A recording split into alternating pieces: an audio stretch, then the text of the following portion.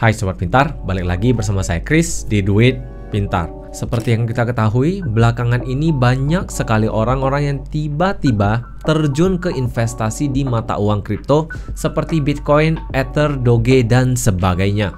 Namun sebenarnya apa itu mata uang kripto? Di episode ini saya akan coba membahas mata uang kripto secara mendasar sekali agar Sobat Pintar bisa menerimanya dengan mudah dan mengerti apa itu mata uang kripto. Simak episode ini hingga habis ya.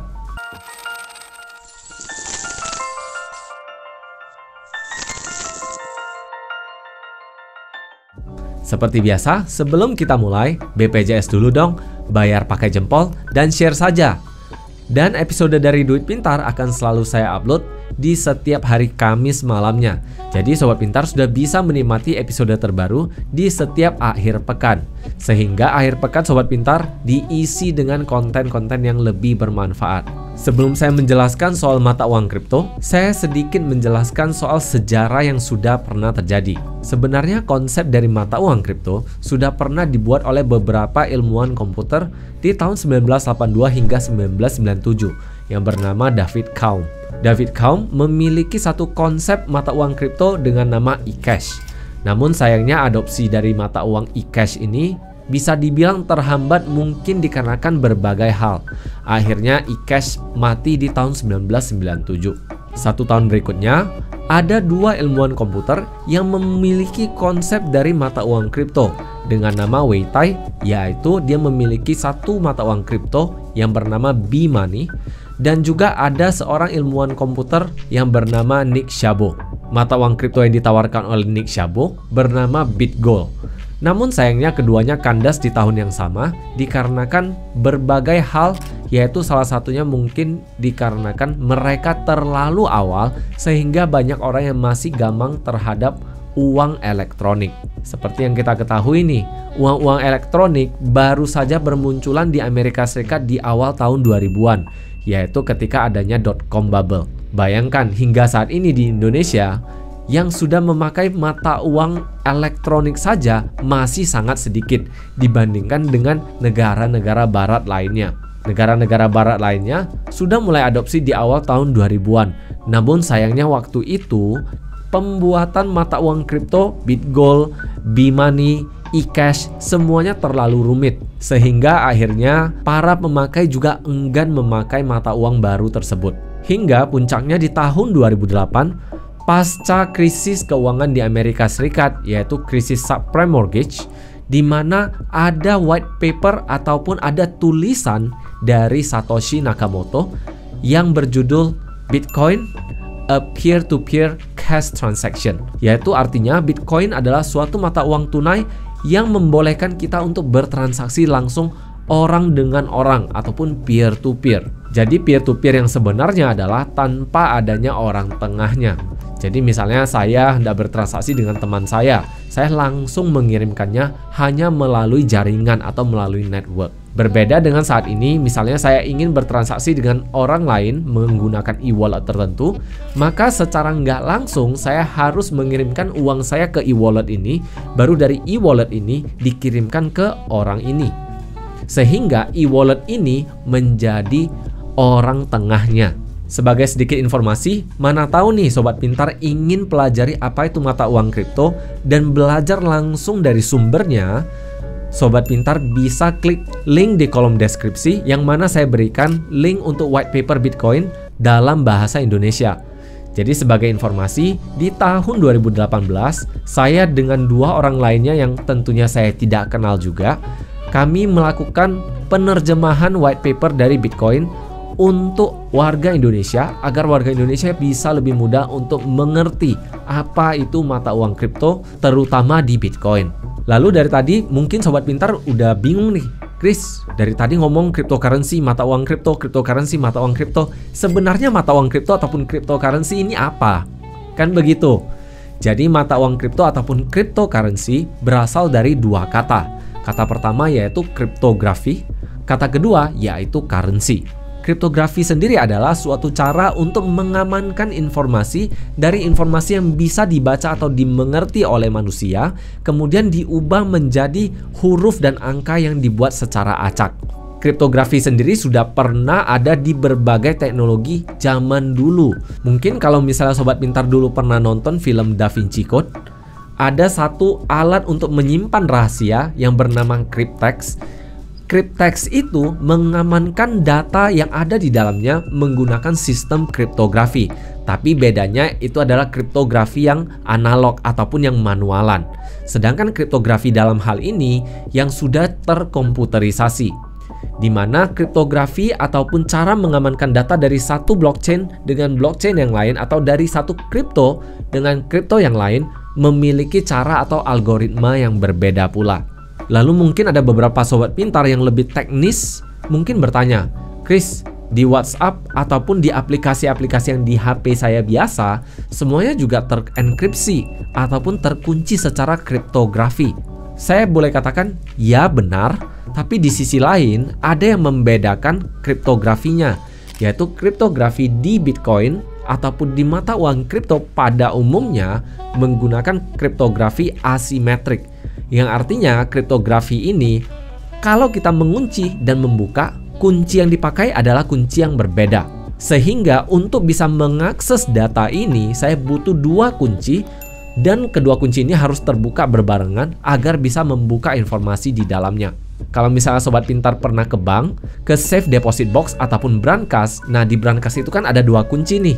Nah, dua kunci ini dibutuhkan untuk bisa membuka isi brankas ini. Jadi konsep yang sama digunakan oleh mata uang kripto. Kalau mungkin Sobat Pintar yang mengerti dan punya cara menjelaskan yang lebih mudah, boleh dong ditulis di kolom komentar. Kemudian bercerita currency dalam hal ini adalah mata uang, dan mata uang yang kita bicarakan dalam hal ini adalah mata uang digital. Jadi lebih jelasnya, cryptocurrency adalah mata uang digital yang diamankan secara kriptografi, di mana nanti saya akan coba bahas lebih teknisnya nanti di episode berikutnya. Di episode hari ini saya akan coba buat sesederhana mungkin agar Sobat Pintar mudah mengerti. Kalaupun tidak mengerti nggak apa-apa, Sobat Pintar bisa klik link di kolom deskripsi yang merupakan link ke Telegram, yang mana link tersebut merupakan komunitas menuju ke grup cryptocurrency yang saya miliki, yang saya bangun sejak 2017 silam. Jadi Sobat Pintar bisa berdiskusi di dalamnya juga. Lalu mungkin Sobat Pintar bertanya nih, Chris, saya ngecek nih, cryptocurrency ini akan ada banyak jenis, bahkan ribuan, bahkan 2000-an, atau mungkin ada puluhan ribu. Kira-kira saya mau beli yang mana ya? Kenapa bisa segitu banyak? Kalau bercerita soal investasi, saya bisa katakan investasilah di mata uang kripto yang sudah jelas, yang sudah kuat, yang mana sudah terbukti sejak lama. Contohnya seperti Bitcoin dan Ether. Lalu mengapa bisa begitu banyak? Jawabannya adalah karena mereka merasa mereka bisa menyelesaikan beberapa masalah yang tidak bisa diselesaikan oleh Bitcoin maupun Ether. Yang mana menurut saya hingga saat ini belum ada satupun koin yang bisa membuktikan bahwa mereka bisa menyelesaikan masalah kedua koin terbesar ini. Kemudian mungkin ada yang berargumen nih, Chris, Bitcoin kan lambat transaksinya, harus nunggu satu blok 10 menit dan sebagainya. Jawaban saya sangat sederhana kepada ini, yaitu Bitcoin, memang ketika Bitcoin pertama kali dibuat, Satoshi Nakamoto memiliki visi bahwa Bitcoin akan menjadi mata uang yang ditransaksikan. Namun semakin kemari, semakin maju transaksi di dalam blockchain ataupun dalam mata uang kripto, visi itu juga berubah dikarenakan sifat dasar dari Bitcoin sendiri. Namun dari visi awal Satoshi Nakamoto, Bitcoin yang awalnya diinginkan sebagai mata uang untuk transaksi antara satu pihak dengan pihak lain sudah berubah lambat laun menjadi store of value ataupun alat untuk menyimpan nilai dari suatu aset. Hal ini dikarenakan sifat utama dari Bitcoin yang sangat mirip sekali dengan emas, sehingga Bitcoin sering digadang-gadang bisa menjadi inflation hedge alias lindung nilai terhadap inflasi. Nanti saya akan memberikan suatu fakta yang mungkin mencengangkan ketika saya bahas antara Bitcoin dan emas di episode berikutnya. Jadi Sobat Pintar ingat subscribe dan ingat nyalakan lonceng dari episode ini. Ingat juga selalu kasih jempol di episode-episode dari Duit Pintar. Lalu kalau misalnya saya ingin berada dalam ekonomi kripto nih, untuk alat pembayaran cocoknya pakai yang mana ya? Maka bermunculanlah beberapa kripto-kripto baru seperti Ether, Cardano, dan sebagainya. Saya hanya berinvestasi di Bitcoin dan Ether bukan karena saya nggak membaca ataupun tidak mengikuti kripto yang lainnya, tapi dikarenakan kedua kripto ini adalah kripto yang paling kuat dan paling besar likuiditasnya.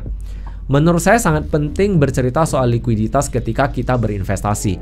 Kita harus pastikan apapun yang kita beli pasti bisa kita cairkan ketika kita membutuhkan dana tersebut.